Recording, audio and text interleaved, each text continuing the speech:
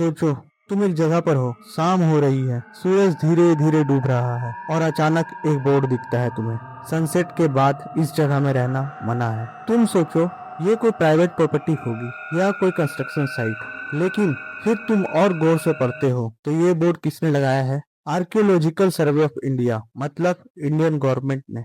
पूरे इंडिया में हजारों फोर्ट्स हैं, हजारों पुरानी बिल्डिंग्स हैं, लेकिन सिर्फ एक जगह है जहां गवर्नमेंट ने खुद बोर्ड लगाया हो कि रात को मत आओ, और वो जगह है भानगढ़। आज हम जानेंगे उस जगह जहां दिन में हजारों टूरिस्ट आते हैं लेकिन रात होते ही कोई नहीं रहता। पहले ये समझते हैं भानगढ़ आखिर है क्या। राजस्थान में है ये जगह, अलवर डिस्ट्रिक्ट में, जयपुर से करीब 90 किलोमीटर दूर। आज वहाँ सिर्फ खंडर हैं, टूटी हुई दीवारें, गिरे हुए महल, सूनी सड़कें। लेकिन एक टाइम था जब ये एक पूरा शहर था, जिंदा शहर। भानगढ़ को बनाया था राजा भगवंत दास ने 1573 में। उनके बेटे का नाम था माधो सिंह। माधो सिंह एक बहादुर राजा था, अकबर की फौज में भी काम किया था। उसने इस शहर को अपना घर बनाया। शहर में हजारों लोग रहते थे, मंदिर थे, बाजार थे, महल थे, लोग थे। एक वक्त में करीब 10,000 लोग रहते थे भानगढ़ में। सोचते हैं 10,000 लोग, एक पूरा जीता जागता शहर, और फिर एक दिन सब खत्म हो गया। आज वहाँ कोई नहीं रहता। आसपास के गांव हैं, लेकिन भानगढ़ के अंदर कोई घर नहीं, कोई इंसान नहीं, सिर्फ पुराने पत्थर और खामोशी। इतना बड़ा शहर, इतने सारे लोग गए कहाँ, और क्यों आज तक कोई वहाँ नहीं रहता? इसके दो जवाब हैं, एक जो हिस्ट्री कहती है और दूसरा जो लोग कहते हैं। आज हम ये दोनों बातें सुनेंगे। पहली कहानी है एक साधु की। उनका नाम था गुरु बालूनाथ। ये वही जगह थी जहाँ वो रहते थे भानगढ़ से पहले। वो यहाँ तपस्या करते थे, ध्यान करते थे। जब राजा माधो सिंह ने शहर बनाना शुरू किया तो उन्होंने गुरु बालूनाथ से परमिशन मांगी।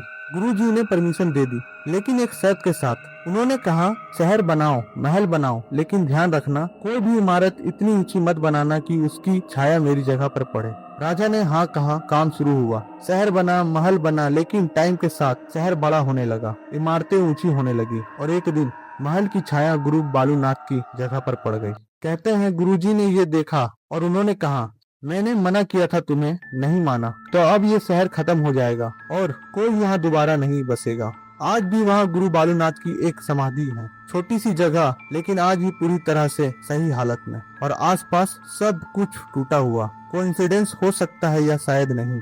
दूसरी कहानी और भी इंटरेस्टिंग है और थोड़ी डार्क भी। भानगढ़ में एक राजकुमारी रहती थी, उसका नाम था रत्नावती।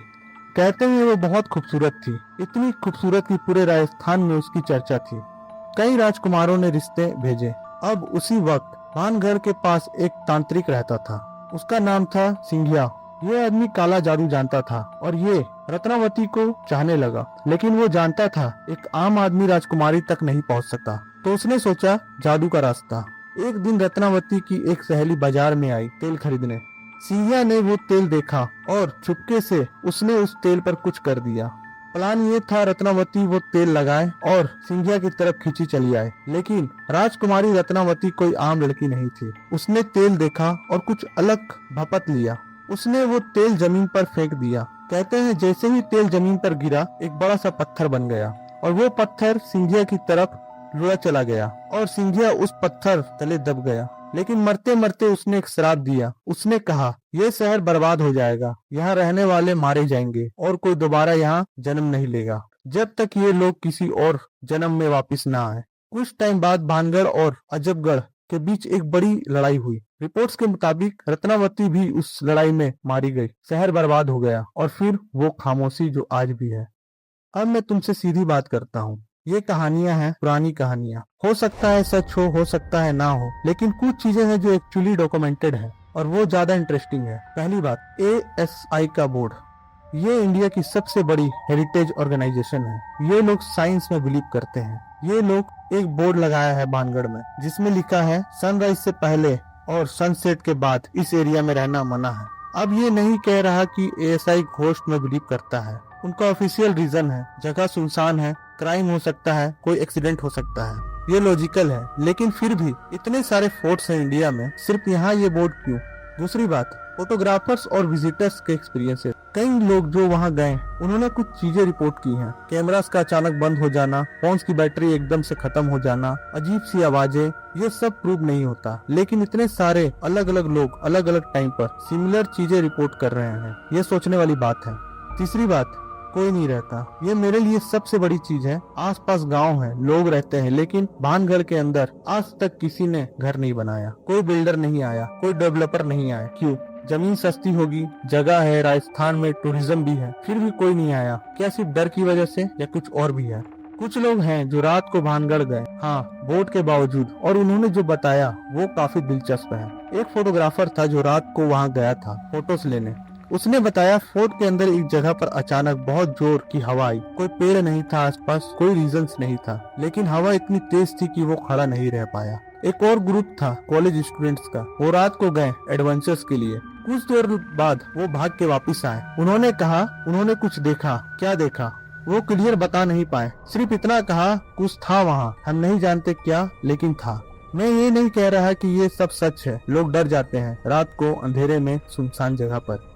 इमेजिनेशन काम करती है, ये पॉसिबल है, लेकिन इतने सारे अलग अलग लोग, इतने सारे अलग अलग एक्सपीरियंस, कोई एक पैटर्न है, और वो पैटर्न इंटरेस्टिंग है। आज भानगढ़ एक टूरिस्ट स्पॉट है। हर साल हजारों लोग आते हैं, दिन में बिल्कुल सेफ है। एएसआई ने जगह को मेंटेन किया हुआ है। तुम जा सकते हो, फोटोज ले सकते हो, मंदिर देख सकते हो। वहाँ एक शिवा मंदिर है, सोमेश्वर मंदिर है जो आज भी पूजा होती है, एक गोपीनाथ मंदिर है। ये सब कुछ आज भी है, और ये सब ठीक हालत में है, बाकी टूटी इमारतें के बीच। लोग कहते हैं जो जगह डरावनी थी वो सही रही, जो नहीं थी वो टूट गई। शायद ये भी सिर्फ कोइंसिडेंस हो या शायद नहीं, लेकिन एक बात पक्की है, जब शाम होती है और एएसआई के गार्ड्स लोग बाहर निकलते हैं और वो बड़ा सा गेट बंद होता है, तब भानगढ़ में सिर्फ खामोशी होती है, और पत्थर, और जो भी वहाँ है जो हम नहीं जानते।